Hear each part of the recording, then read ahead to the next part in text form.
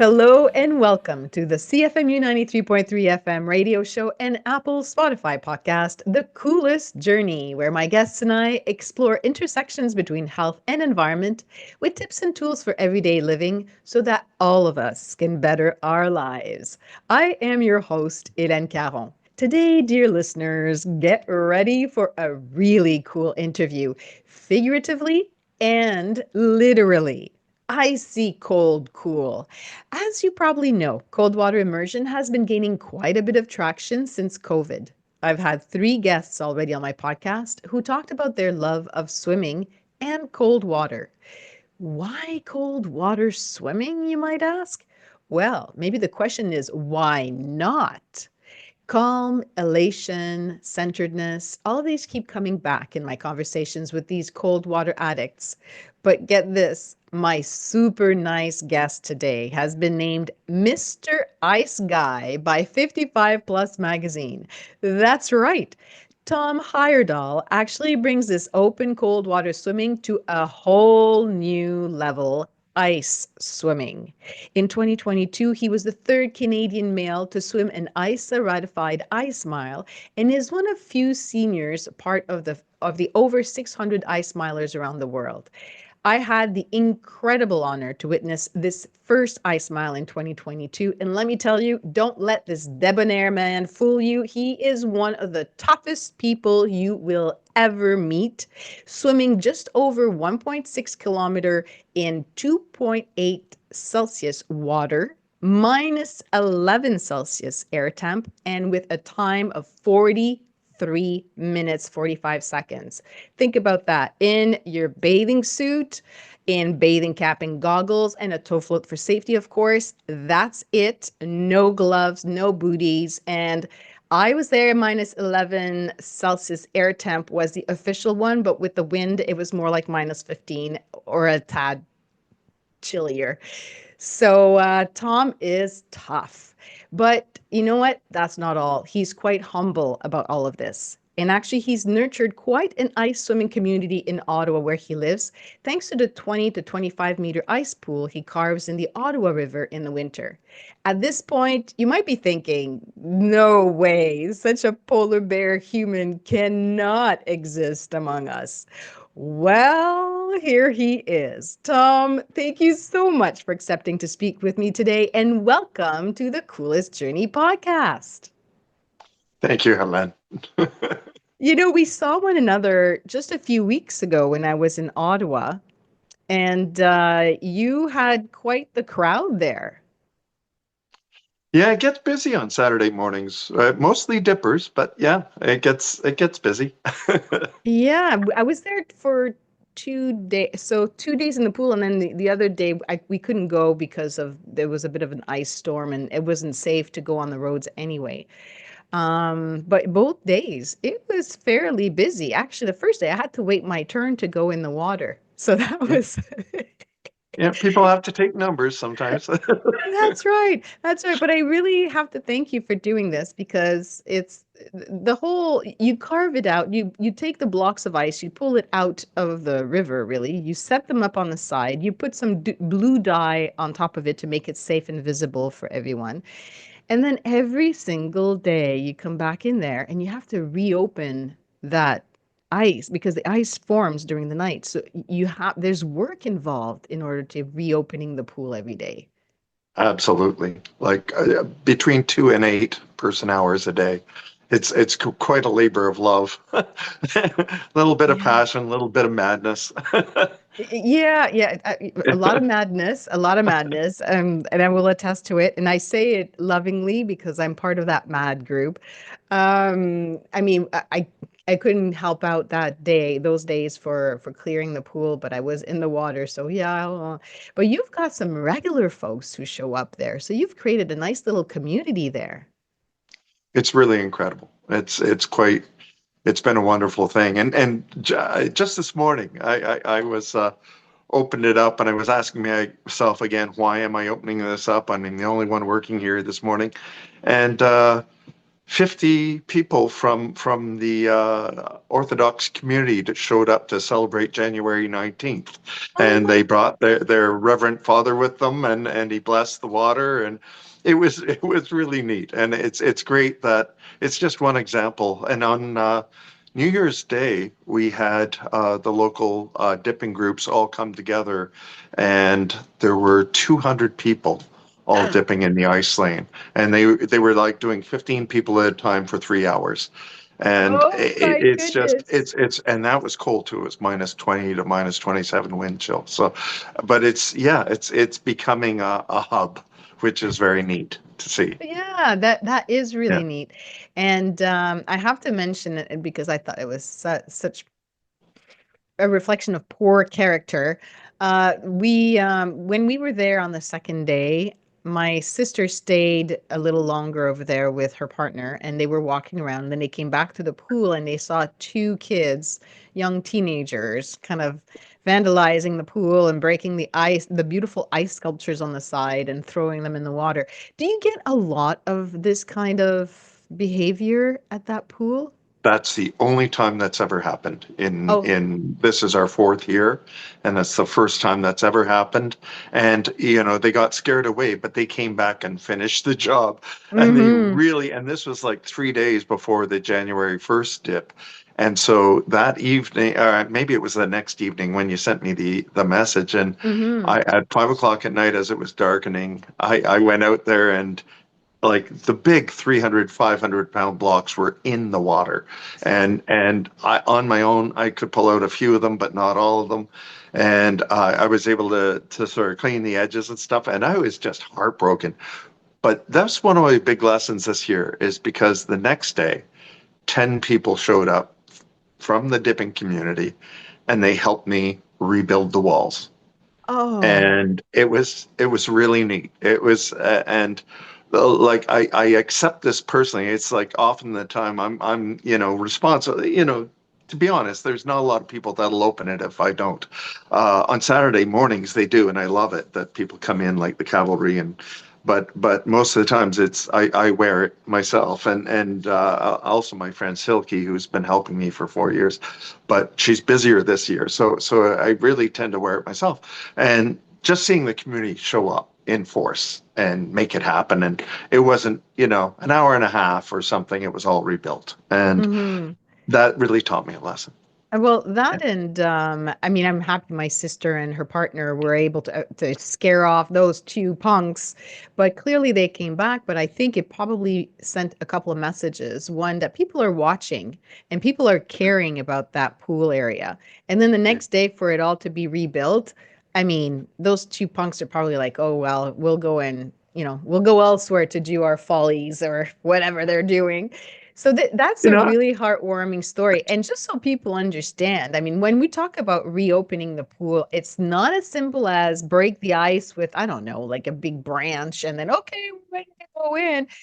You've sent me a picture. One of the pictures is your giant saw. I think it's like 3 or 4 foot long. That a big. little over 3 feet, yeah, 42 inches, I think. Yeah. Oh my God. And then you can And really get in there and it's like, is it an ice fishing tool? Is that what that is? yeah, it's a nice fishing saw, and we're able to, and I have like six of them now, but most of them are dull. But but you can saw through 2 feet of ice with that by hand. And some people have said to me, why don't you get a chainsaw? And number one is I don't want to be making a big noise for the houses nearby. The other thing is you get a couple of people with ice saws out there, three or four, and it builds community. It really does. The making of it is part of it. It's not about just dipping. Mm-hmm. uh, Elbow uh, grease. the sense of Elbow building grease. this thing together. It's a crazy and wild thing. It's 21 meters long, meter and a half wide. It just to cut it takes 2 hours, and then you've got to pull out the blocks. So, which is like 100 pounds per block of the overnight ice. It's like 100 pounds piece, and Yeah. then because every night it's 2 to 3 inches thick usually, and but the fresh ice, if we try to make it longer, we're cutting through, we're pulling out 300 and 600 pound blocks, which is a whole nother thing altogether.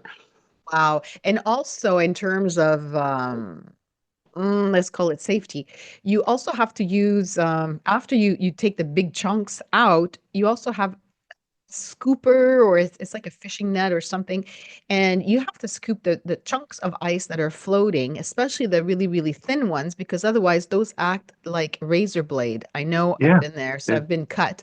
yeah. And so those are, they can be dangerous, especially when they go underneath the on the side, and then someone starts to swim and it displaces the water just enough so that these little ice, thin pieces of ice, they go back into the lane in the open, and the person goes through it.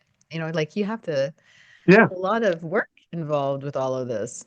Yeah. Yeah, we often push all the slush and little bits of ice down one end and then shovel it out. It's one of the most manually, or sorry, yeah, it's very taxing physically to shovel out this slush and ice and water and yeah, but Yeah. And, yeah, and it's out a of labor of love. The whole thing's a labor of love.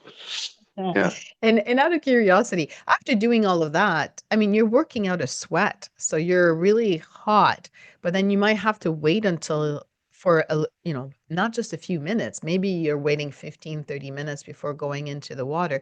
Don't you find that it's extra cold and freezing after working out to take the ice out, and then doesn't the sweat kind of just dry off on you and you get cold and then Well, you go back in? No, it doesn't matter. it's more complicated than that, Helen.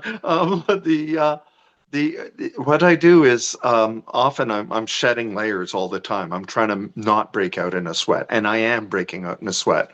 So I'm pulling my hat off, putting my hat back on, taking my Sherpa shirt off, and then putting my coat back on. Sometimes I'm just in a t-shirt, and and what's happening is my body almost instantly when I'm out there, especially when it's like -20, my body is saying, "Oh, you're already making me cold. So I'm going to rob your arms and legs for heat, and I'm Mm. going to keep your heart warm." And I can feel it, a line developing below my sternum, where my intestines and so on, my organs get very very cold, and my heart is just fine, but everything else is chilly, and so two things are going on. Number one, after several hours of pool maintenance, I'm exhausted.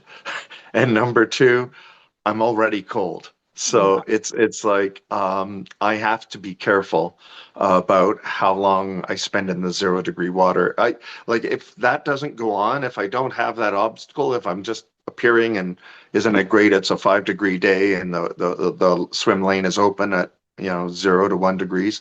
Yeah, I can swim 400 meters or 10 minutes or whatever. It's not a problem. But if it's a day where I've had to work to get in, Mm. it modifies how much. In fact, in the last couple of weeks, I've been doing considerably less getting in. I maybe twice a week right now, and it's part of Oh. managing too. Like I'm starting my master's swimming 3 times a week again, and also I'm recovering from a very busy year. So it's I Hmm. had at least 8 large swims last year, so I'm still sort of recovering from that. Oh, well, that's good. You're listening to your body, and you've been pretty good listening to your body throughout all of this. And we'll get into it a little bit more when we Okay, talk about sorry. Yeah, resilience.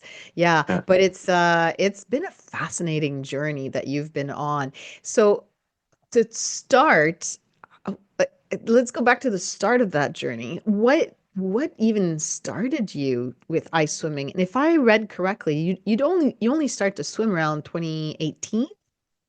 Yeah, January 2018, I returned to an indoor pool just because I had worn my feet out walking 21 kilometers a day the previous September and developed an injury in my heel. And I thought, well, maybe if some of this incredible energy I've got, I spend in the water like I used to when I was a kid. And don't get me wrong, I was not a competitive swimmer by any means. I learned how not to drown in 4 strokes, basically, and got some of the lower level badges in from Red Cross. But so and then early in 2018, just weeks after I started swimming again, and then I was also spin biking a little bit. Somebody said to me, "Oh, you're training for a triathlon." And it was like, maybe. But anyway, so I spent 2018 doing 11 triathlons and 22 other events. And, but yeah, by the end of 18, I was training with a buddy who was a speed walking friend of mine. And we were sort of doing almost trail running, hiking in the Wolf Trail in the Gatineaus. And so we would do like a 6 hour hike at speed, right, in late October. And it was wet, it was cold. I was ready to go for a hot chocolate.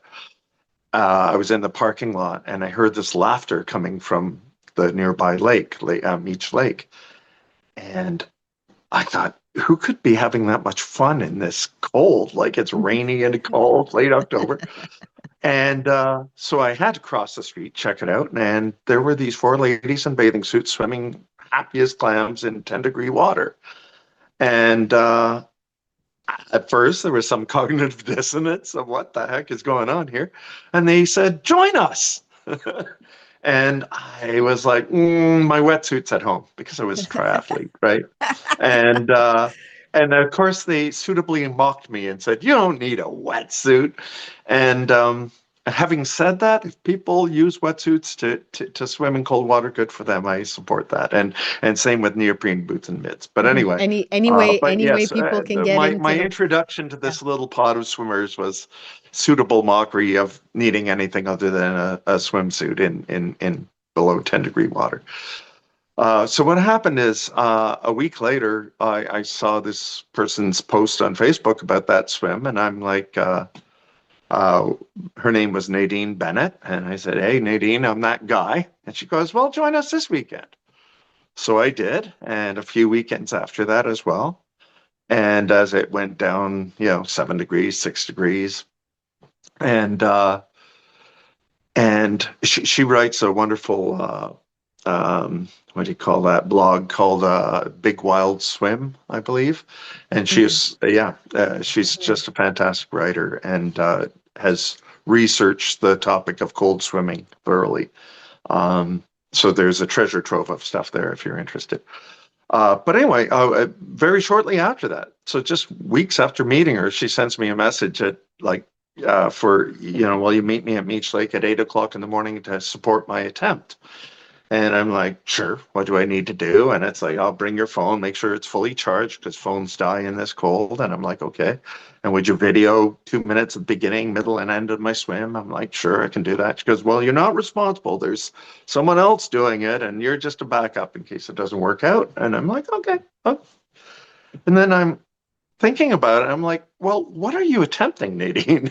And then she sends me She didn't all tell the you. IISA material on swimming an ice mile. And and then of course I went to it and watched Nadine Bennett become the first woman in Canada to swim an ice mile. And I believe she did something like over 1900 meters in 4.3 degrees or something. I'd have to look it up to be sure, but it was somewhere between 4 and 5 degree water, which is an incredible thing. And she did the extra 300 meters just to be sure, right? So, um, Yes, yes. but that changed me. Like watching that changed me, and I just thought that was one of the coolest things I had ever seen. The amount of mental toughness required to do that, and so then it just continued swimming them every weekend for years after that. And but it stuck in my head that there was only one man who had done an ice mile, and I was a crappy swimmer at the time, still in 2018, 2019, and but I thought that that'd be cool to be second or third male, Canadian male to do an ice mile. So that was sort of how that all started. Um, Ah. yeah, and A big but shout out to Nadine right now because Nadine, yeah, I've met her as well at the Memphremagog Winter Swimming Games. I think that's what it's yeah, called, right in Newport, Vermont. festival. And Yeah, we're lucky to have there's Nadine, there's Amy, there's Jesse, there's a whole bunch of people who are involved with IISA here in Canada and who are well known in the ice swimming community as well. And Nadine, as you said, writes a beautiful blog, and now she's in New Brunswick. So she Yeah. now lives far away from you and swims in the ocean where and you're well stuck. It's not that bad. You're in the Ottawa River. Yes, losing her in 2020 was a big loss. Another thing that happened that year, though, 2020, of course, the most we were doing when we were first sort of under lockdown was, we all had a 20-inch wading pool in our backyards, and we were tying ourselves to trees or our Mm. garages and tether swimming in pools that were 6 degrees or 10 degrees or whatever. But anyway, once they lifted the restrictions, Nadine and I started swimming every day at Britannia Beach. And we started at like 4 in the morning, I think, until the police told us the park didn't open until 5. And Oh, then we, gee. we were, Yes, we you and were your me, shenanigans over there. yeah, but it was every day for 180 days in 2020. And that converted me from a crappy swimmer that just barely did 4 kilometers in I think it was Canada Day, July 1st in Meech Lake, to doing my first 10K at the end of September. What? Yeah, in that year. Yeah. And That's and an also that that's was it. incredible feat. Yeah, and so that 10K I swam. Um, I posted that it was started at about 15 degrees. It was 17 degrees in the water by the time I got out, and that it took me almost 6 hours. And I was in the water for more than 6 hours, but the start of the swim, I had swum out to the middle of the river to start. But then Nadine says, "Do you realize what you did?" And I'm like, "I think I became a marathon swimmer by swimming 10K." And she goes, "Yeah, but you also met the time and distance requirement for qualifying for the English Channel." Oh And I my was like, goodness. "Holy crap!" Like I didn't know that was a surprise to me. That I didn't even know what the qualifier for the English Channel was. So Right, right. yeah, yeah, Wow. So this has been quite the adventure then for you to start just yeah, starting in the pool, and then you just happen on these people in a lake, in Meech Lake of all places. yeah, And yeah, then you just like keep going with them. And then in the you just keep going every day in the summer, building up to 10K. Just so people understand, 10 kilometer of swimming is considered a marathon. It's the first entry level distance for marathon swim, and there are other distances after that. But in running, it's 40. Oh, just remind me again what a running is for 42. Yeah, 42, right?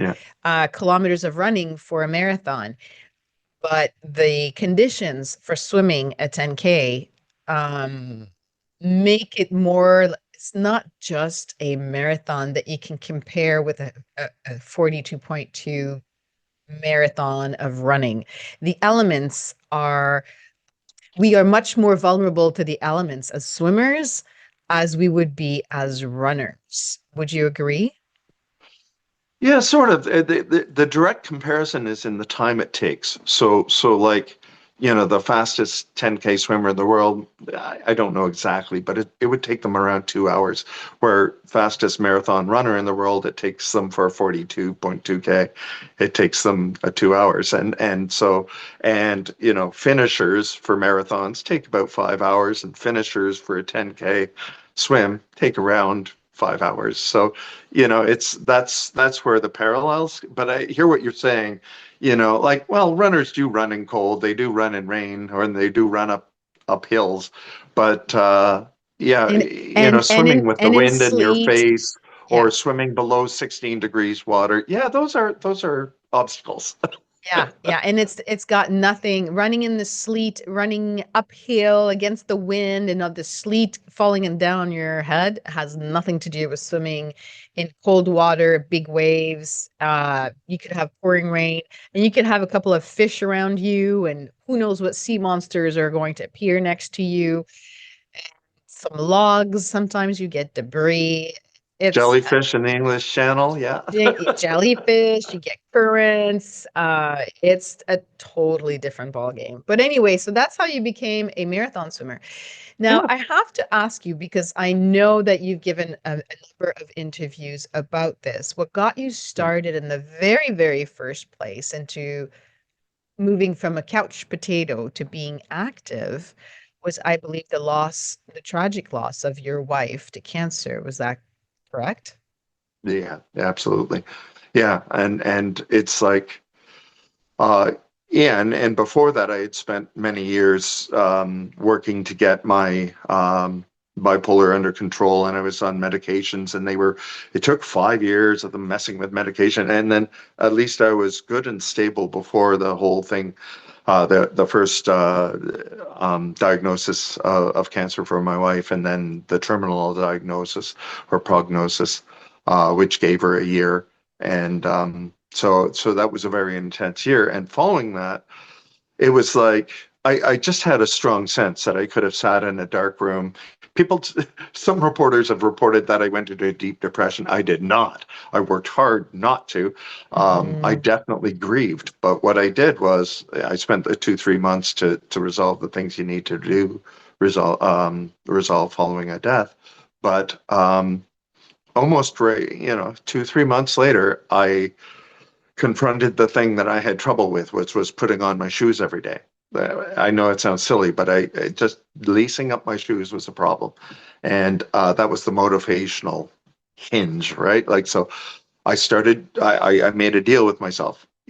I'm not going to worry about how far I go outside the door or anything. I must put on my shoes every day. I just have to do it. So I would do that, and then I was like, shoes are on, may as well go outside.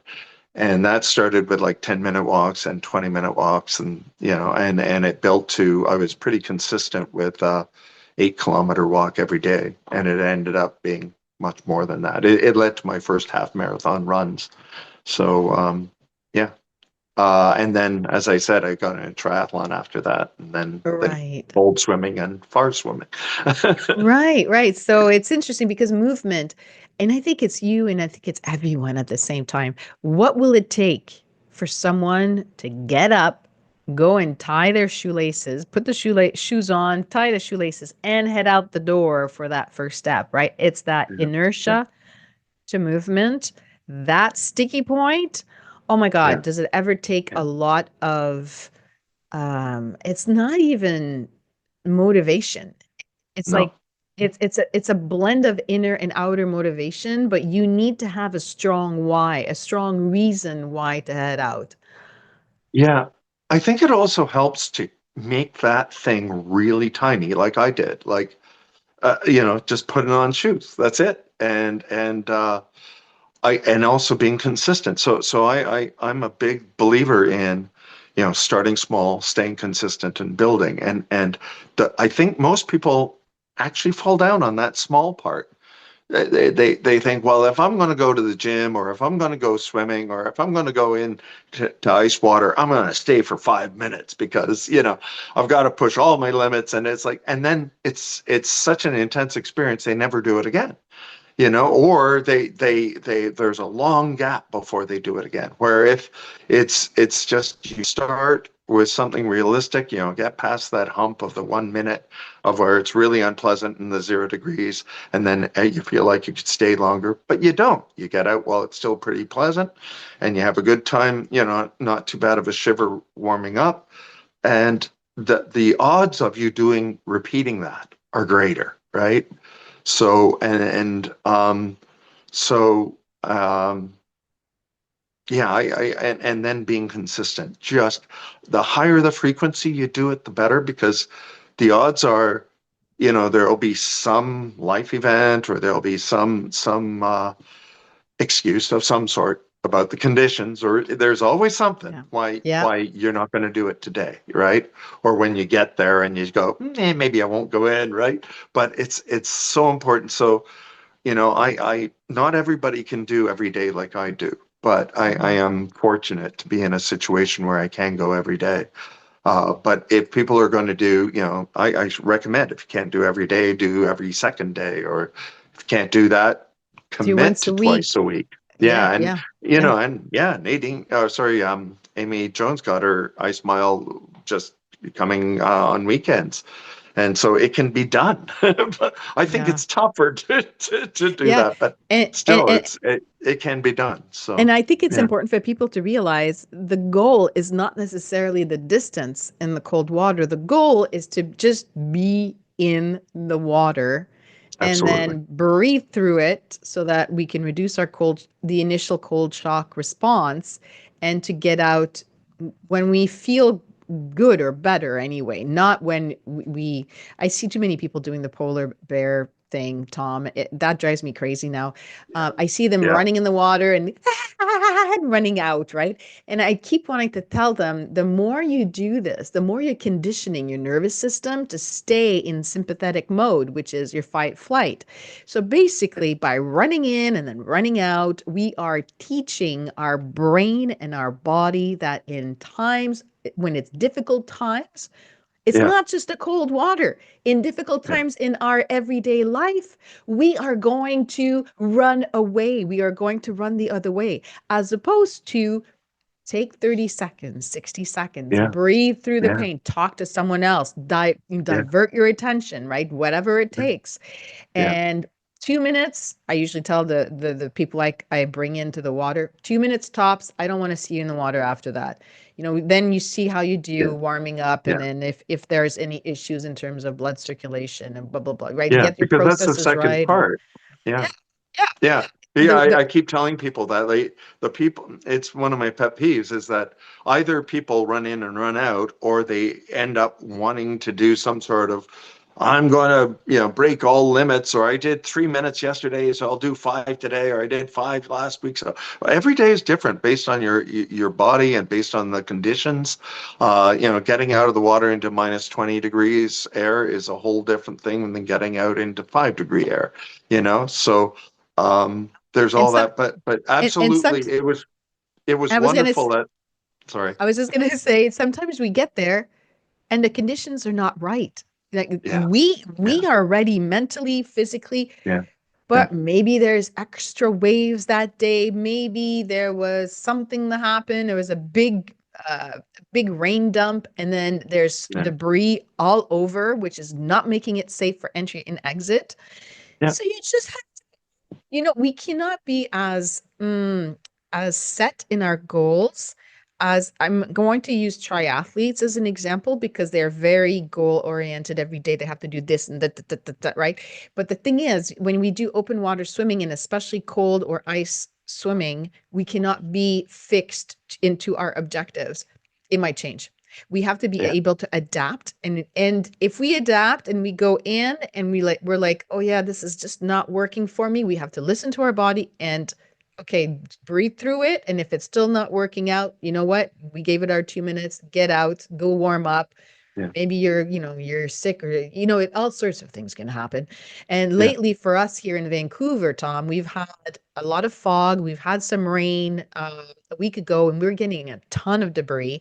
My swimming has been limited, but it's okay. I'll swim another day, but I'm still going in the water, doing some water running, enjoying the water. But that's the whole point. We go in because it's a consistent and coherent practice, not Hmm. because we are, like you were saying, we're tied to the time or the distance.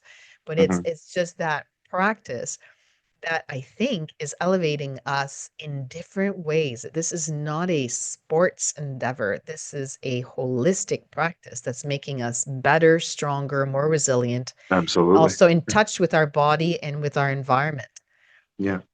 So much of it is mental frame of mind too, like the discipline to get in and stay in, as you say, past that, 30-second, 1 minute time frame.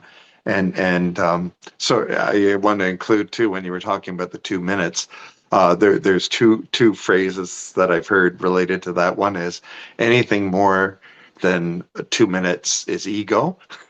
No, Oh, that's for 0 degrees, right? That's for 0 degree water or colder. And then the other one is that uh, sorry, I just lost it. That So Gosh, I anything lost it. above Sorry. zero, so when the water is Anything zero, more than two anything above minutes is 2 minutes ego. is Yeah. ego. Oh, right. And that 2 minutes is the maximum benefit for minimum harm or risk. So it's a good, and everything isn't, like and I are saying, you've got to read conditions, you've got to read yourself. There's a whole lot more going on than just that hard 2 minute limit. But it's not a bad limit. It's not, and yeah, and there are times I do 5 or 10 minutes in zero, and I went much longer but when I've got like a medical crew around, it's a different thing. You can go further. So, Yeah, like and at it also, Worlds, yeah, yeah, yeah. So that I was going to say, it also depends on why you're doing it that day. So if you're going into yeah, that cold water during an event, and the goal is to do your 25 meters or 50 meters, then maybe you're going to gauge that risk benefit. Like, yes, I'm here to do this. Can I do it? And do I want to pursue it? Remember in Magog, not Magog, sorry, in Newport, in Memphrey Magog yeah. Lake, we had a few Canadians who had to either cut short or forfeit their swims. The conditions on the Friday weren't bad. It was above zero air, but the water was about zero. Saturday morning was minus 18. That's how cold it was. And my Mhm. friend Sylvie was in the first wave doing the 25 meters. And I actually sent her a note earlier that on Saturday morning, I think it was 7 o'clock. I'm like, are you still doing this? Because, I'll be there for your race, but I'm just concerned I'm going to be there and you're not going to be there. Or you're going to be there. Are you sure you're going to be okay? Sylvie is 70 years old, right? Oh, And okay. yeah, and actually she was one of my podcast guests. It was aired, I think it was aired in December. Yeah. Nice. Anyway, so she's like, of course I'm doing it. I came all the way from Vancouver to do this, so I'm doing this. And you know what? She did it. She said to me, it was only a 25 meters. So she said that's how she primed herself. There's a whole bunch of people around. It's only one lap from one point to the next. She'll be okay. But longer distances would have been more critical that day. So we did the 200 on Friday, it was 25 and 50 on Saturday, and then the 100 was on Sunday. And I'm not sure I would have been able to do the 100 on Saturday, but I was fine doing the 50. The 200 I did on Friday. There's no way I would have been able to do it on Saturday. And Mm. Sunday could have been a stretch, maybe, right? But there's conditions, and we have to be careful, and yeah, there's a whole bunch of people around, but still this is probably the only time when distance really matters and time, but really it's Yeah, this is a right. this is a practice that we do for ourselves. They're talking about bringing ice swimming into the Winter Olympics. That's going to be a whole set of other, guidelines and training stuff, but that's not what we're doing. We're doing some of it is, a ratified ice mile, sure. But at the end of the day, this is a holistic spiritual practice. Would you say, Yeah, Tom? yeah, yeah. Like I do the competitive stuff, but not in a competitive fashion. I am just finishing when I am when I'm doing the competitions. But yeah, what you were saying about your friend, I could go in at length about that as when I was at the World Championship. But yeah, there were a lot of decisions made there. Yeah, actually, let's talk about that. You were in Okay. Mulveno in Yeah, February 2025. World January. Champ. Yeah, yeah, January, that's sorry. okay. I got That's the good. I got the February is meant for Magog, Yeah, January is the Worlds. yeah, And you were in Mulvino, and you've mentioned in a few interviews. I've been listening to you, Tom. You've mentioned that there were a number of things that made it difficult for you to compete, and there was jet lag, chlorine in the pool, the conditions, people cheering around you when you're used to, being alone. yeah. So tell me how what did you take out of that experience, and what tip can you share with people? Yeah, well, maybe what you don't know is I also had either COVID or a respiratory flu.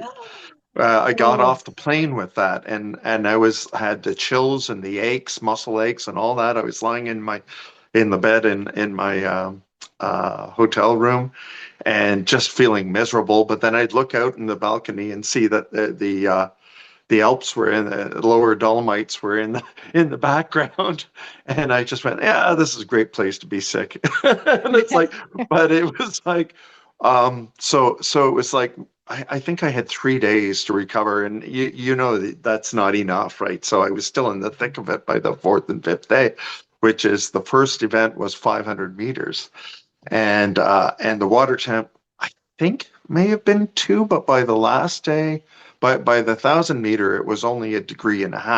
So like normally for these things, it's around 4 to 5 degrees, but for it to be that cold, it was, yeah, it was somewhere between 1.5 and 2 degrees every day. And but so when I went to do that 500, which yeah, I forget how long it took me that day, but it takes around 12 minutes for me, right? So it's a long time. Um, and so but I had such panic when I was in the water. I wasn't used to the chlorine. I was Mhm. 850 meters above sea level, so the breathing was problems. I have asthma, and then on top of that, whatever respiratory problem I had at the time, and also you hear them saying your name, in lane 3, it's like and you see your name up on this huge billboard, all this stuff. And as you said, the Canadians with the flags on the side shouting your 7 other teammates, and it's just, yeah, it's a lot. And I was panicking, and I was inhaling that water, and when you, yeah, Ah. and so in the first 50 meters, it was tough. And also, you've got only 5 seconds, right? When you enter the Mhm. water, you know how it takes 30 to Yeah. 60 seconds to acclimatize when you get in, or to adjust, get that Yes. cold water gasping response under control. Well, in competitions, you got 5 seconds. So it's like you get down that ladder, you're in, you're fully immersed, and and then you touch the backboard and you go. So I was flipping on my back, trying to get my breath under control. I was breaststroking. I even side stroked at one point. Luckily, it was freestyle competition. I did not do one stroke for an entire lane or anything like you're supposed to. And they graciously did not disqualify me. But yeah, after 50 or 100 meters, I calmed that all down, and I managed to finish it. Um, but that informed the rest of my swims, right? I really learned from that first 50 meters, just, you're not racing, you're just getting your breath under control. And I found I had to change the way I normally like expel a fair amount of my air under the water, and then sort of turn my head. It might be gradually tapering how much I'm expelling, and then I breathe in. I couldn't do that in that water. It was so Mm. cold, and with chlorine and with everything else, I had to almost expel above the water before I took in. Or, yeah, I could not stop Oh. myself. If I expelled air under the water, I would almost immediately intake water. And so I had to adjust on the fly, and it turned out okay. And then, oh, what was it, 4 or 5 days later, and I was doing and I did other swims, the 50, 100, so on, and um, 250. And then it was 1,000 meters, and I really questioned whether I Yes. should do that, because the cutoff for the what do you call that? The qualifier was 24 minutes, and I had made it in like 22 and a half or something at the USA Championship. So I had the qualifier, but I'm like, I know it's going to take me about 24 minutes in this cold, right? And then uh, so again, I told myself that first 100 meters, just take your sweet time, and then lock in. But yeah, I actually talked to quite a few people, and a Polish fella told me, when we have a cold, we go to the river. It kills whatever we've got in our bodies. Oh my God. And I thought, well, I don't think that's scientifically true, but okay, I'll give it a whirl. I'm not going to be back at Worlds in Malveno, Italy anytime soon. So I did it, and I was done in 24 minutes and 47 and a half. seconds, something like That's that. So I had 12 and a incredible. half seconds to spare. And one of my favorite photos is as I climb up this very icy ladder. I really take my sweet time, but I look up and I see on the scoreboard that they didn't DNF me. They didn't disqualify me. And I'm just like, big smile. But yeah, and then I went home and was sick as a dog for another week or so. But yeah, so that's one of those times where, yeah, you defer. Like normally you wouldn't do that. But Yeah. Yeah. you spend all this money to go there. When do you get to swim a kilometer at Worlds again? And I finished like 81 out of 83 men, something like that. So again, I'm a finisher, right? Like I just got it done. And, but there were 10 people that scratched who tried the 500.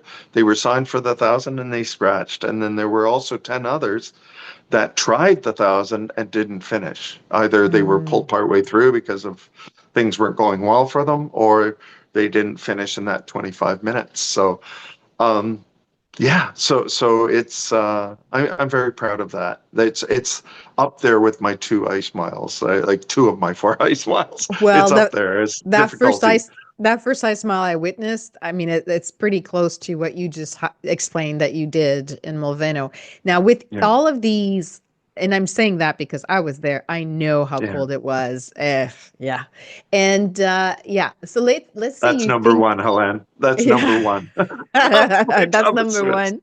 Your first ice mile in 2022, I think, right? November Yes, 2022. yes, Yeah, that I was visiting my parents in Ottawa, yeah. and It the was timing great. You was were there. just, yeah, it was total fluke, and I was just very lucky to be there. And just so people understand, there you had a whole team that was there, ISA certified, ISA ratified ice miles involved, having an observer there, a medical officer. There's someone else looking at your stroke. You get a videographer, photographer there as well. You've got a tow float in which there is a distance calculator. There's a whole bunch of things Yeah, happening that yeah. are You make need a witness as well that's yeah. certified, and now you need an sort of overseer of the event as well. So that's good as well. They keep adding things for our safety, and Safety. it's Yeah. very good. And a second, you really need a second who will be focused on the swimmer Yes. when they come out, because you're not okay when you come out of an ice mile. No, we need You're that. just not. We need that valet or that second person, indeed. Yeah. So looking back at these things, um, and knowing how much of a challenge it was, you did pull through. How would you? How does that inform your daily life, and how would that inform your future events, both from a physical and from a physiological point of view? Oh boy. Well, I certainly know what I set my mind to, I can pretty well do. It's a question of what I want to set my mind to. I try not to create any barriers for myself with my mind. Even about, I really don't have a lot of desire to do an Ironman or a half Ironman, but even for that, I say, I'm not doing one yet, because Mm-hmm. why slam a door on yourself? So I do that about just about everything, that I always leave that door open, a possibility that it may not be what I'm currently focused on, but that's something I could probably do if I want to do it. So um, definitely that. Also, the whole discipline of doing it. I did not, fall off a bar stool and decide to do an ice mile. I worked at it every day for 4 years, so Mm-hmm. um, and And maybe and even more. And just so that Yeah, people understand, you were telling me that you had also been not just swimming, but also hiking in the Gatineau yeah, yeah, park in shorts yeah, and t-shirt in the winter, yeah, and so that you can get cold acclimatized. So this is yeah, not like you said, falling off the bar stool, and I think this is going to be a good idea. I'm going to do an ice mile tomorrow. This is yeah, small yeah. steps at a And time. You've built it. if you don't mind me saying so, like there's only 13 Canadians that have done an ice mile. Somewhere around 600 people in the world have done an ice mile. This is not a very common thing. It's also not very well known, and it's only really existed for 14 years or so. But the it's a very difficult thing, and people hear the distance and go, "Oh, I can swim a mile," and it's like it's the whole what the cold does to you during that time. And especially if it's below 4 degrees. People I don't think can appreciate how difficult it is. It's a very, very difficult thing. Hmm. And just so people get an idea as well, between 4 and 2, 4 degree water and 2 degree water, some people might just think, oh, it's just 2 degrees. How much colder can it really be? And I keep telling them 2 degrees is twice colder than 4 degrees. So Yeah. we feel that. Yeah. If it's Well, one even more degree, than that, it is an exponential equation that's just it's wild. Like I could be wrong, but like to qualify, you can qualify at different temperatures, but an ice mile at 4 to 5 degrees is 1 kilometer, and to qualify to try the ice mile, and that's hard. A lot of people can't do that. But mhm, I actually state, I have yet to be proven wrong, that it's almost 3 times more difficult to do the whole 1,609 meters in below 5 degrees. It's like it just ratchets up. Like I say that the ice mile starts at 1,000 meters. at That's a where it 1K. begins. Yeah, and then it just goes downhill from there. It just gets tougher and tougher. Yeah. But Well, when you yeah, were doing them both in Ottawa, where I saw that one, and in yeah, Mulveno, um, I didn't look at the stats. Someone was, I think it was, oh my goodness, what's her name? Susan, who was keeping track of your stroke rate, correct? right, right. So I didn't look at the stats, but I think you may have slowed down a tiny bit after the Yeah. Oh 1K, yeah. which Oh is yeah. normal.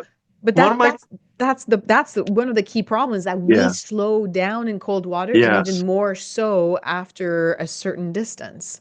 Yeah. I'm getting better at maintaining. I think I'm like somewhere between 48 and 50 strokes a minute now. I have a very slow stroke rate.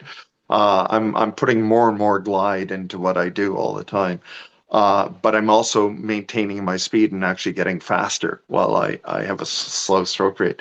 But anyway, what was I going to say? Yeah, yeah. For my distance stuff and for cold, you do slow down, but I'm getting quite good at holding it.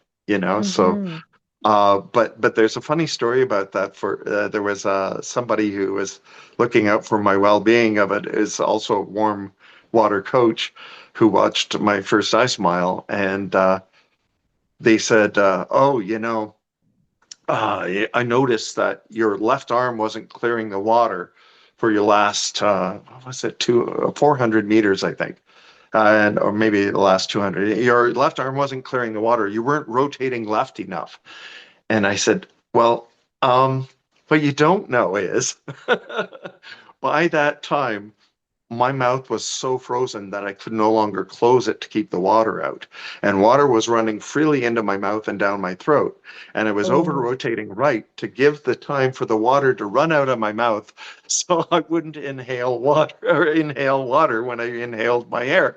And so that's how I got those last 2 to 400 meters done.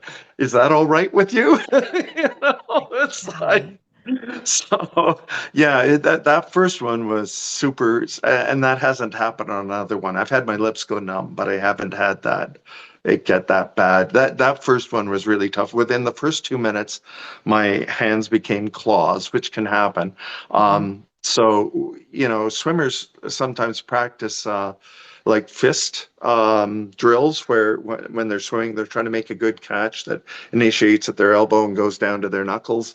And because people over rely on their hands as paddles rather than the entire forearm, well, so when your hands become claws in the first 2 minutes of a 45-minute swim, it's a forced A fist drill. forced So fist. so that's what my mind is able to do, that where it's like, okay, it's a fist drill. I don't have Yeah. fingers anymore. They're claws, So and then you just do that. out of Yeah. curiosity, did you actually make a fist with your hands so that you can keep No, I your left fingers them warm? as the Half, sort of like a the half claws fist, that they which, were, and yeah, then I yeah. used the spread of the fingers as much as I could, and or the knuckles, but yeah, and then also within, oh gosh, trying to think, the first, I don't know, 400 meters, I guess, so that could be around 12 minutes, 15 minutes, then I lost my arms, so to speak. I couldn't feel my arms anymore. I couldn't feel my legs anymore.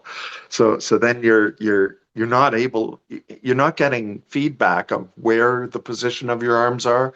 You're not certainly, your body's not encouraging you to kick or whatever. And also, if you do kick, you're not really aware of how hard you're kicking.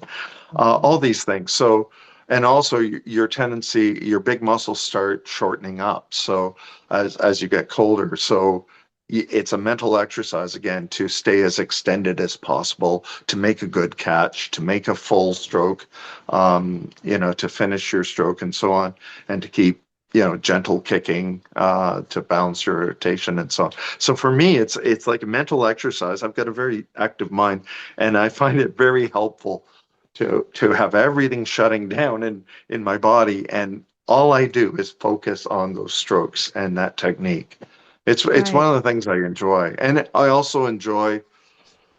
Uh, I'm a caregiver, and I naturally care about others and give myself to others almost too much. And then it's good to a couple of times a year surrender yourself to the care of others. You can't undress yourself or dress yourself, or you just rely on those around you to get you right again. So yeah. So that's an interesting. We kind of did a few detours in the Yeah, answering sorry. of the question. No, Yeah, all good. We like detours. No worries.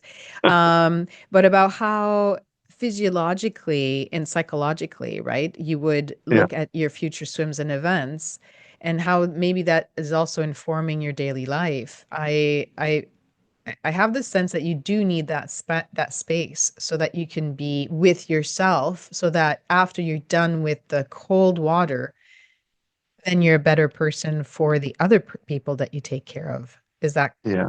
correct? Yes, yeah, yes, yeah, and you've heard it called a reboot before. It definitely is that. Like I was cold swimming during the time where my mom had Alzheimer's and so on, and it was a chaotic time. There was a lot going on, and selling of a house and all that stuff, and um, and uh, and just to be able to go and spend that time in the water and everything, be quiet and focus on the strokes, and then get out and you get the phone call then, and you're back to the maelstrom of the situation. And but no, I absolutely. And the other thing I find I apply this to, like a couple of years ago, I reached out to somebody to help me.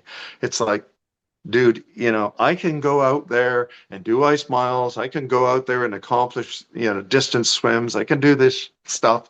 But when it comes to keeping my life in order in my house, I'm not so good.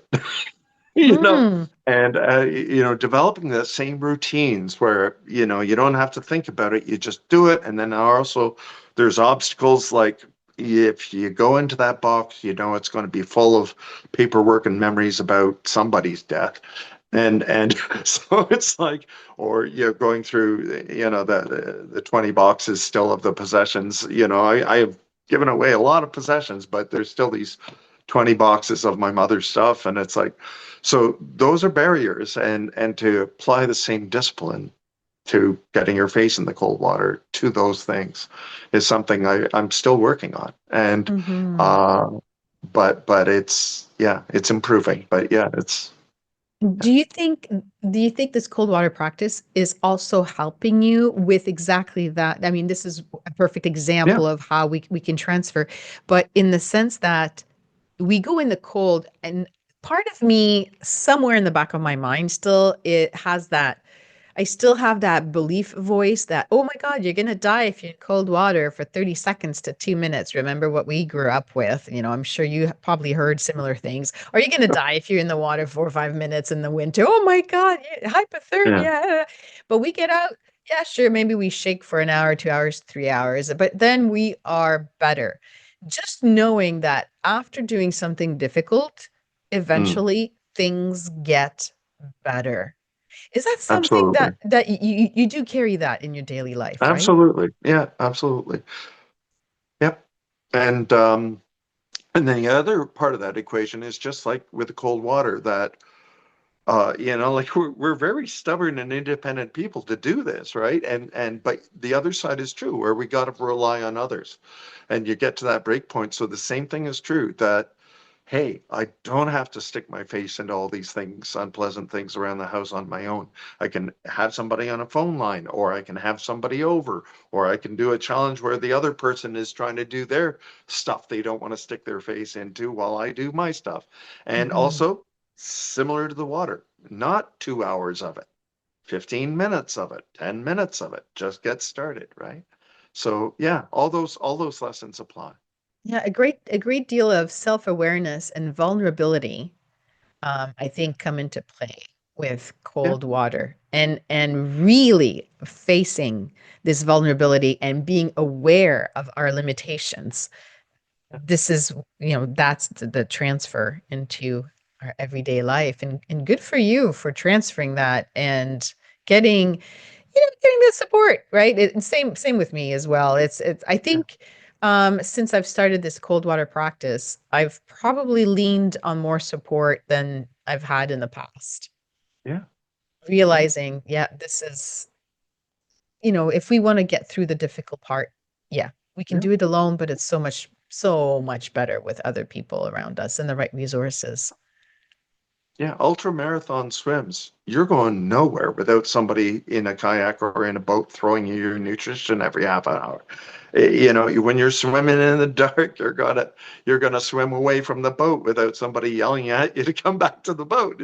So it's like, and again, it's that same trust, and it's like, so this is something I'm very accustomed to outside the door of my house, and it's something I'm applying to the inside the door of my house. So. Now, in terms of, how it's been helping you, do you think it also is helping you deal with conflict and other stresses in your daily life? Oof. Okay. I don't Okay. know. I Yeah. guess so. Like I don't know. It's hard. Well, yeah, I think it did. I mean, like I said, like yeah. When I took that phone call from my mom, who was, half out of her mind and still, but enough there to summon all the strength she had when some of the and hit those major points she always did with me in my whole life of, my worthlessness, etc. Right? So it's like, yeah, and then to be able to get past that. Yeah, absolutely. Like what's that phrase people repeat is we can do hard things, right? So yeah, we can do hard things. We can do hard things easier, or Yeah, when we're building that absolutely. resilience, that confidence in ourselves. Yeah. Um, I have another question. Sleep. Do you find that you sleep better in the winter than in the summer? And I'm asking that question because I find that the colder the water, the better the sleep I have. Um, yeah, I think I'm possibly more relaxed throughout the day, and also yeah, but the caveat there is also in the summer I just swim further. So and in Oh, right. between when it's 16 degrees or whatever, I'm trying to do the 6 hours again. So yeah, the stress on my body in terms of, yeah, it's similar throughout the year.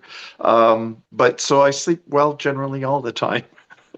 Lucky But man. I do have following, especially if I go a little bit longer, if I say go 10 minutes in zero, or definitely if I do a nice mile, 3 hours of warming up, maybe 6 hours, and then I definitely have a nap. You reach that point where your body's mostly warm except for your feet, and then, Yeah. and then you have a nap. So yeah, it I, affects sleep.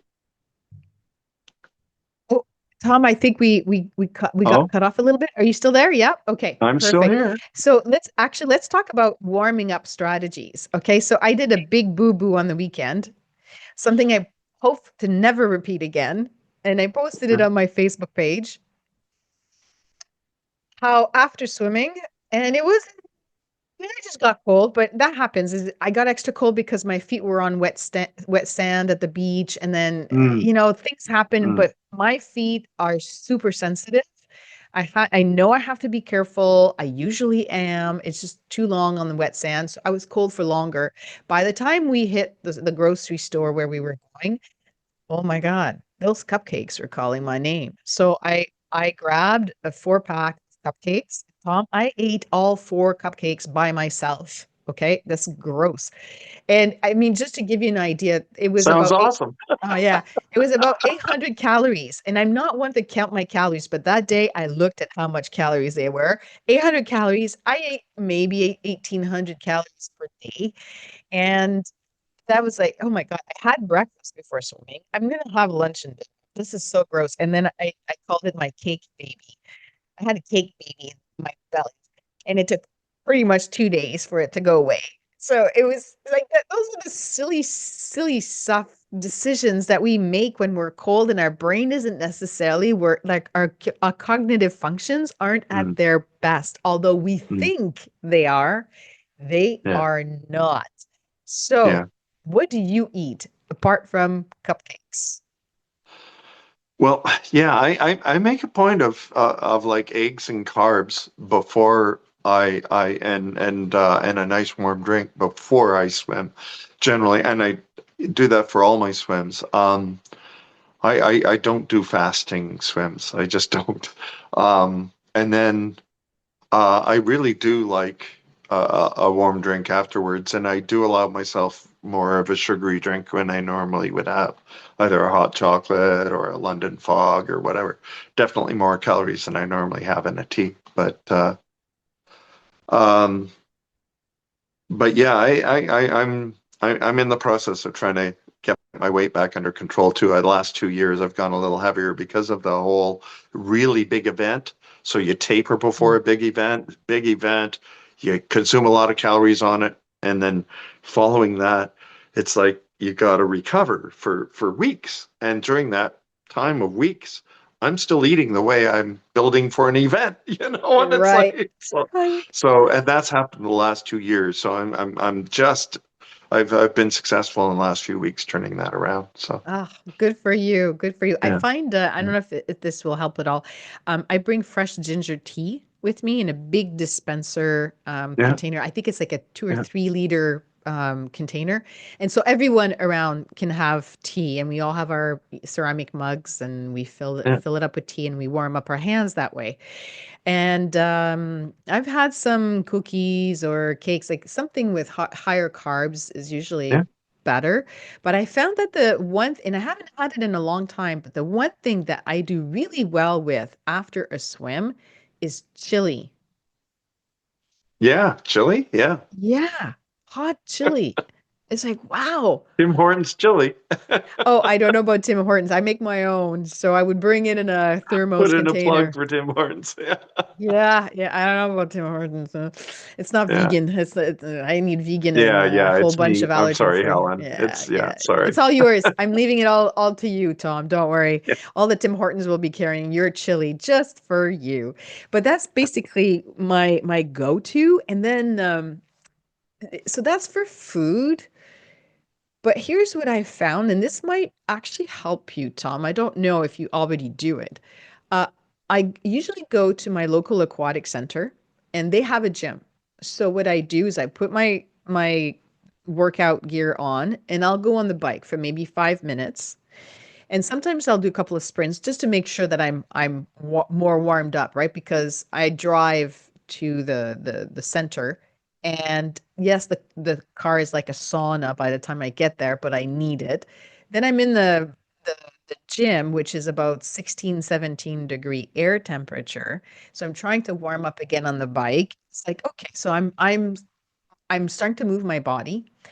This is where the magic starts to happen. So I do a lot of my shoulder I tore some I had 2 tears in my cartilage in the shoulder 2 years ago, so I'm still doing some shoulder rehab exercises. So I do my shoulder rehab exercises, and then I hit the weights, and I lift heavy, and I do pretty much it's a 5 by 5, so it's a 5 reps, 5 sets, and I'll lift heavy weights.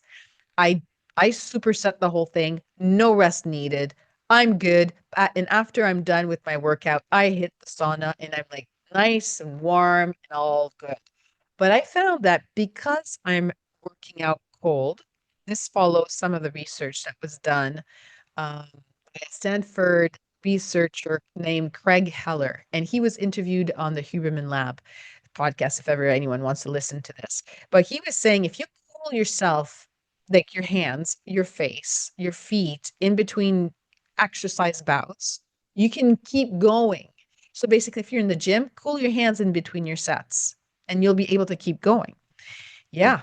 So basically, the reason why we hit a wall or we can't go anymore is because our bodies are overheating in the gym, right? Or playing golf, playing tennis. The Australian Opens just took place, and some players had to drop out because it was too hot. Well, if you cool down your hands, your feet, your forehead, you can keep going by cooling down your body.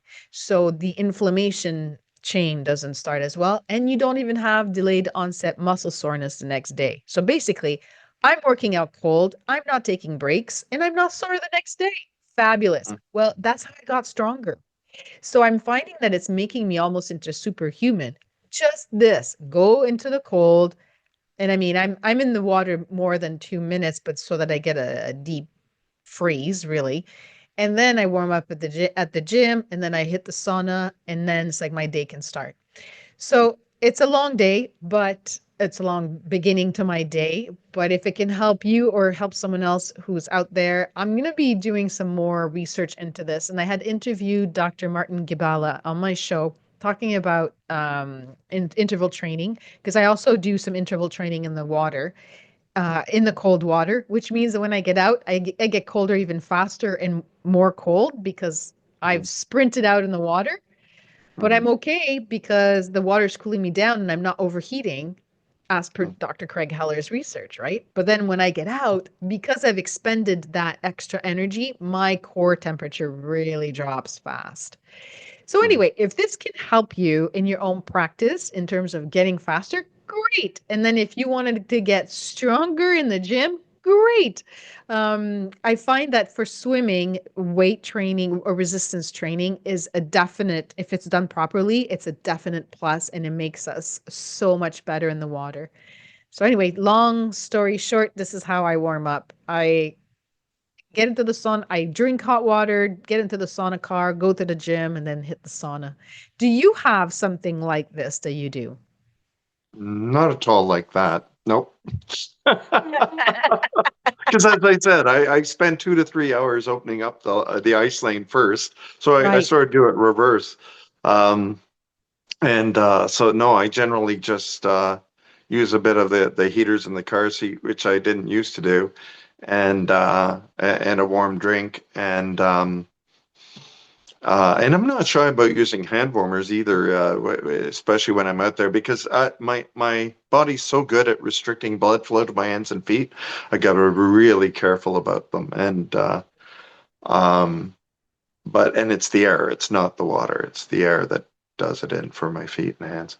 But no, a warm up, it's drive home, relax, and then have a nap. Yeah. Yeah, yeah, yeah. So I'm just lucky over here. Um, I'm just lucky over here that we have saunas and steam bath in our aquatic centers. It's Yeah. just a blessing, really.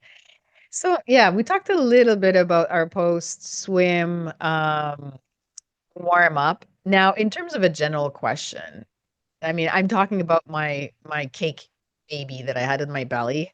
I wouldn't say it's my worst mistake. I've made others.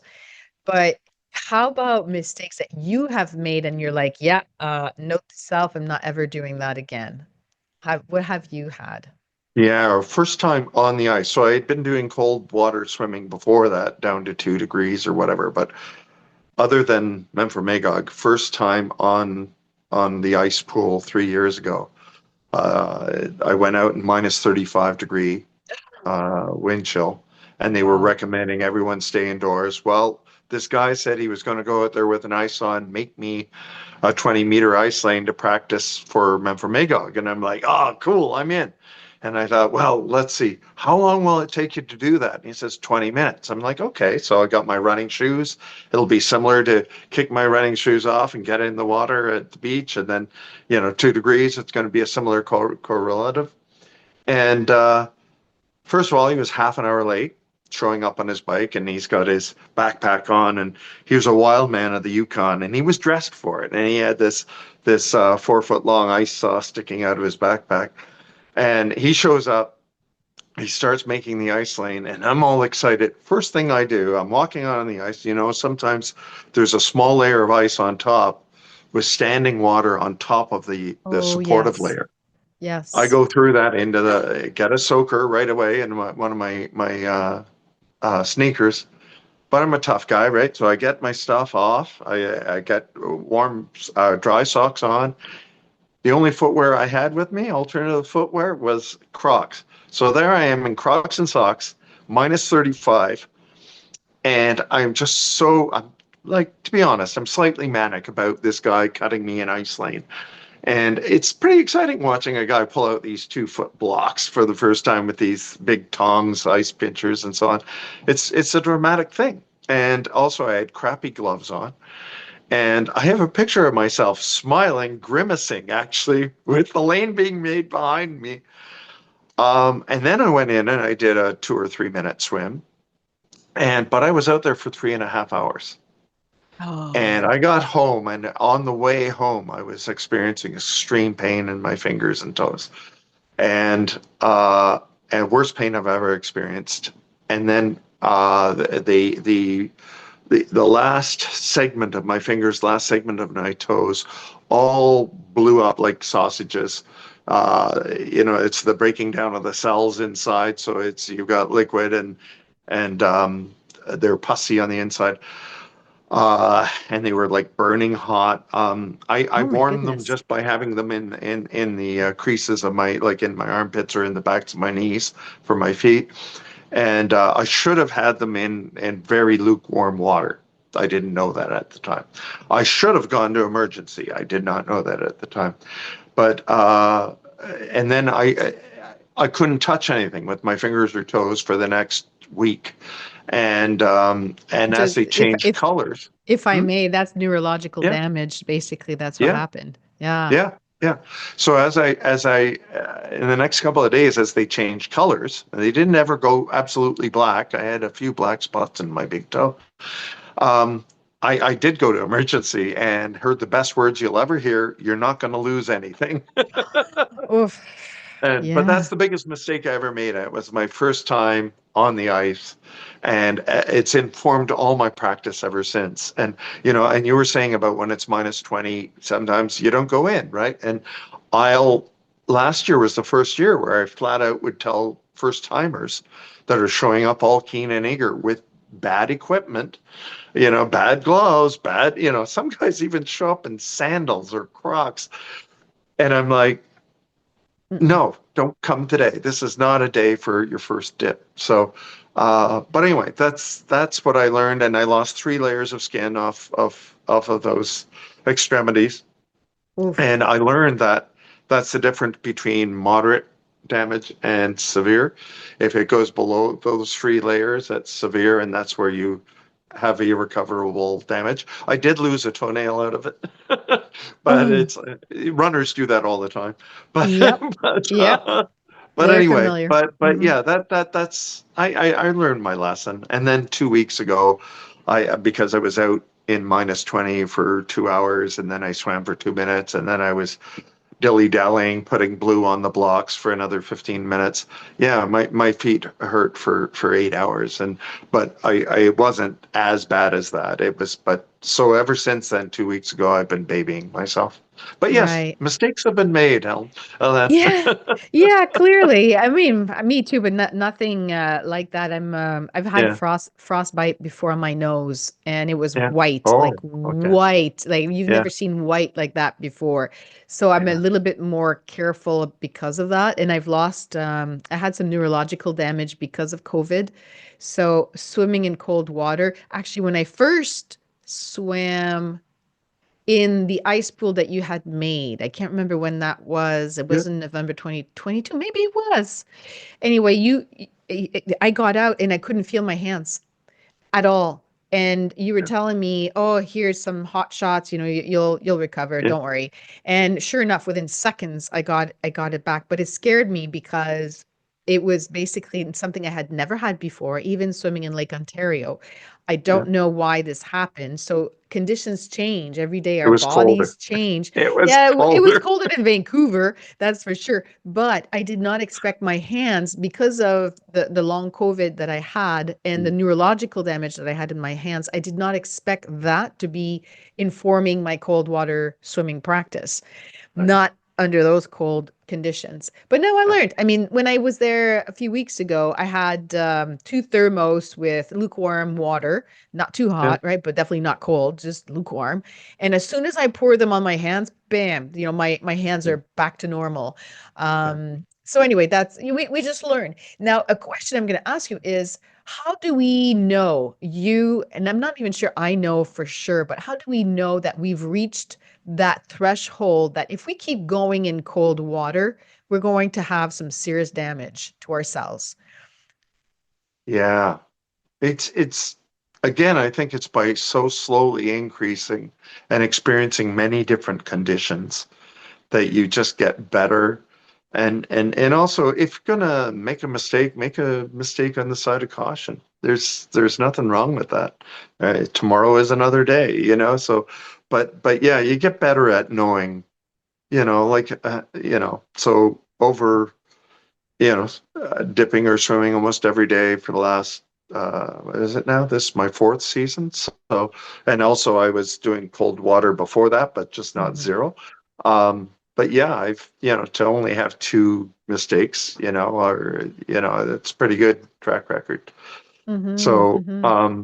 yeah, and also relying on others to give you a shot. And I say this as a guy, like I don't know if I told you, but the fact that I have bipolar, it's like that is a problem. Like mania is one of my problems, and being able to stop myself. But it's part of what's useful about this is I'm learning in extreme I call it doing extreme things in a moderate fashion.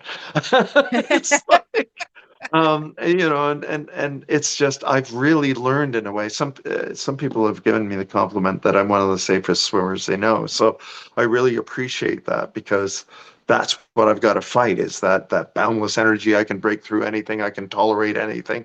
I can keep going even if it's painful, and knowing when to stop. For Susan McKay has been so good. Sue McKay has been really good at. After that first ice mod, she goes, no, you're going to write everything down. You're going to have a swim plan. You're going to have, we're going to know in advance what your limits are for yourself. And also, we're going to tell you when we're going to pull you regardless. So there's been once she's pulled me. It was a qualifier, I think, but the way it went from 40-kilometer-hour winds to 50-kilometer-hour winds. Mm. And I didn't want to get out. I only had another 200 meters to go. Oh and, yeah. uh, but I wasn't aware it had gotten that much crazier, the Whitecaps. And so she said, get out. I got out. And then I noticed the wind around me and how intense it was. And it's like, good call. And also, I said to myself, this is what I'm practicing. It's not whether or not I could have done that 200 meters. That's irrelevant. Mhm. Can I get out when somebody says stop? So, yeah, Yeah, and the learning experience is also that we want to make sure the swimmer is safe, but we also want to yeah, make sure the crew around the swimmer is safe. yeah, And those high winds could have made it more difficult for them to stay safe, right? Especially if yeah, they would yeah. have had to I'm go in the water. Mm. sometimes more worried about the crew than I am about myself because the Y- winds out there are rough. Yeah. Yeah, Yeah. yeah. But So that, I don't think most swimmers do this. When I show up at the beach now for a nice mile or a nice qualifier, I'm handing out those hot shots to everybody. It's like, I don't care. Put them in your mitts, put them in your yeah, boots. Yeah. you've done it with me too, and even this year Yeah. you've done it, which I really Yeah. appreciated. But I have to tell you, just having pouring that water on my hands, it Yeah. was like I was good to go. So Yeah. it was we learn, right? We learn these things, and to Yeah. pour the water. I poured some on my hands, poured some on my feet, make sure everything was dry, thoroughly dry before I put on my socks and my Crocs. Yeah. That's all I could Yeah. walk in this here. And yeah, another thing is on ice to put those Cleats. yes, Yeah. thank you. Cleats. Yeah. Yeah. I can't remember what the brand is called that I have, but Yeah. that you can buy them so that you can put you can stretch it over your shoes, so it doesn't have to be your specific shoe with cleats. Those cleats can be put on different shoes Yeah. and I'm more Crocs. worried about people banging their heads than I am about them having trouble in the water. When people come out on the ice, I'm like handing out my extra cleats to them because it's there are days it's not as bad as others, but there are some days where it's like put on the cleats or I'm gonna kick you off, you know. So the other thing I want to say is, you know, people who, you know, it doesn't work for ice miles or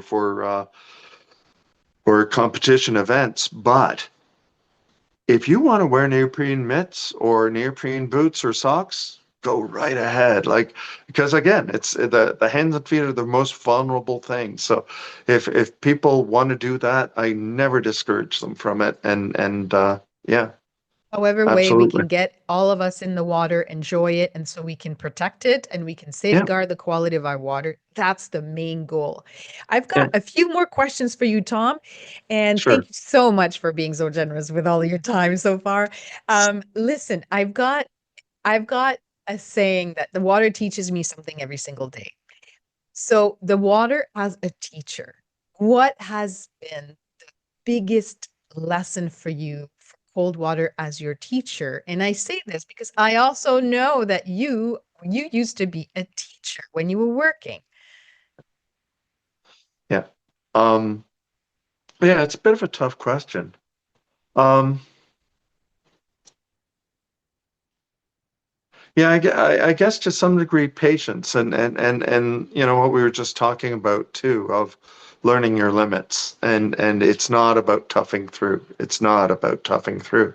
It's about listening to your body. It's about knowing when to say when. It's all of that. And also the power of community. My goodness, the power of community is such a big thing. Um, People come up to me and thank me for creating that ice lane and they don't swim, they don't dip, they don't, it raises their spirits. Just seeing it does something to them. And that's cool. You know, that raises my spirits. Like, this is just my obsession. You know, the so-called ice sculptures are really just ice waste that I'm pulling out of the water. I need to get it out so I can swim. And it's like, and also I'm using it to protect so I'm not leaving a criminally liable open hole. Mm. But it's like, but it's so neat that people see it as more than just blocks of ice and they you know, I had one guy come up to me on skis, came across the river and he's singing Shine On Crazy Diamond to me, which is a bit of a double-edged sword. But it's like, so yeah, there you go. Oh, that's And nice. maybe that's it too. The we don't realize how far our influence goes. I'm not, you know, I'm making any money off this. I'm not trying to create large groups of people. I'm basically doing it on a one-on-one basis. But it's neat to see the ripple effects of it. And again, it's just, mm, I'm just doing my obsession and neat things are coming out of it. So, Well, I can tell you the whole Canadian ice swimming community and cold open water swimming community is very lucky to have you. And you've been such a good person promoting that activity in a safe way. We've been very, very lucky. Now, I've got maybe a few more questions for you. Um, maybe after listening to us chatting, what do you hope that people will misunderstand less about ice or cold water swimming? Or what do you want people to get a better understanding of? well, I do want to say it's not for everyone. But I also want to say even people that aren't sure if it's for them, that they should try it again. And I don't want people to be into this. some people do, and that's fine. If they want to hoorah and sort of Viking their way into it, that's fine. But I really encourage a more balanced, sort of methodical method. And um, you mentioned in your question, I don't think it's been answered, that just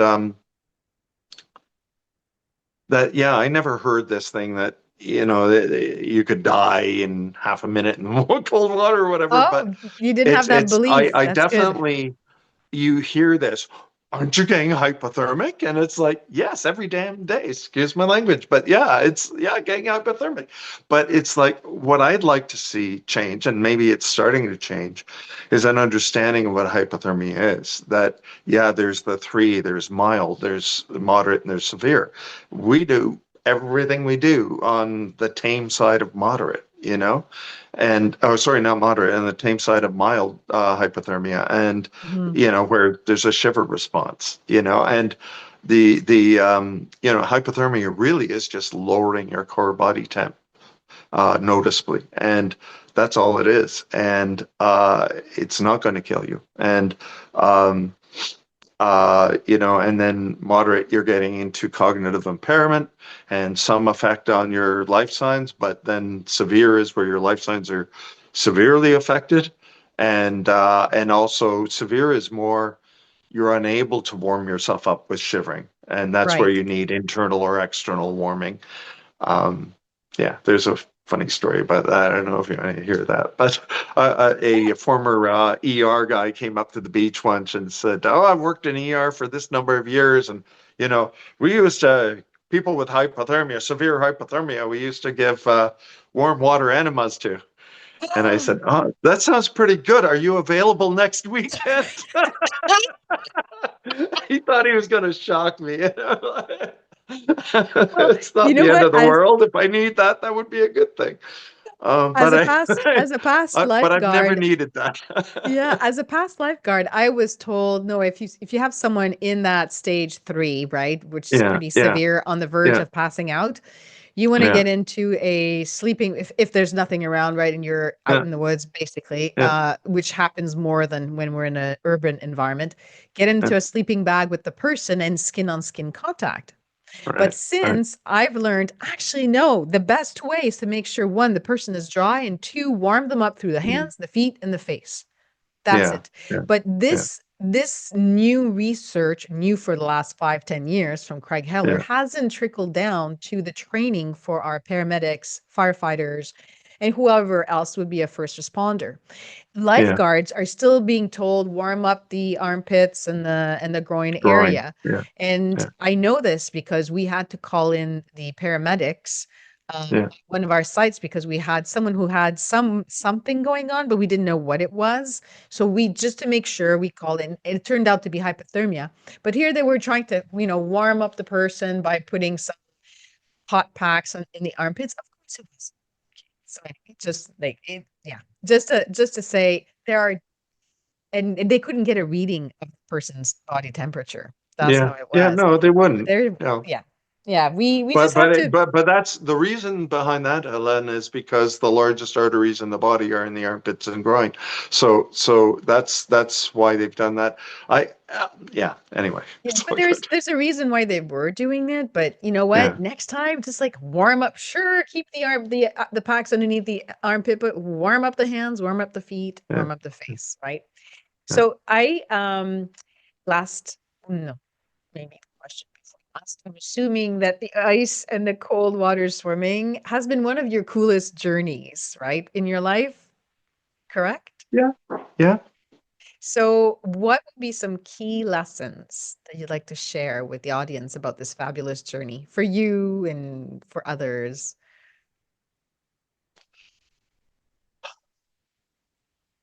Well, there's so much. I mean, stuff happens almost every day out there on the ice that I don't expect. Like today, some Orthodox people came with their father, and he Mhm. blessed the water of the ice pool. I never thought I'd see that happen, and they were so grateful that I had opened most of the ice, and then they helped me open the rest of it, and That again, community, didn't expect that. That was amazing.